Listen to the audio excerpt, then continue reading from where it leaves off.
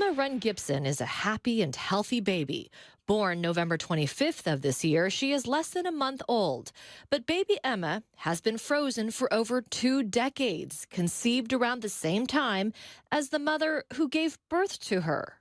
I was like, wow, you know, if this embryo had been born when it was supposed to have been, I was like, Dr. Heenan, we could have been best friends. I was like, I'm only 25.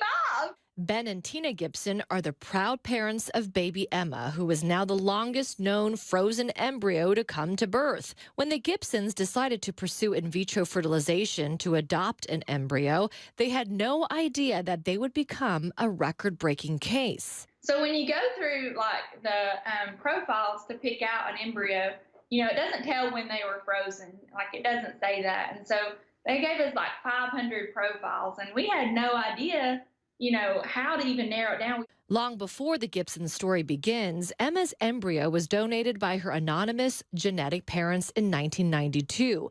She was cryopreserved in a lab at the National Embryo Donation Center until she could be paired with a couple hoping to conceive. Her embryo was then thawed before being implanted into Tina Gibson's womb, which is when the couple learned their future daughter had been frozen for nearly a quarter of a century. They were like, well, Tina, this is a world record. And I just looked at them and I was like, what? And they were like, yeah, it's been frozen for 24 and a half years. And I was like, are you kidding? While the news came as a shock to the Gibsons, in vitro fertilization has slowly been perfected over the years, leading to endless possibilities in the field. We don't know how long human embryos can last, but we don't know that there's any definite time limit. Back when I started 27 years ago, the success rates were about half of what they are now.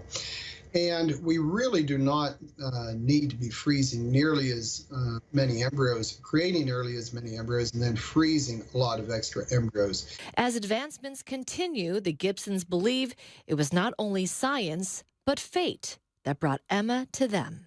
24 and a half years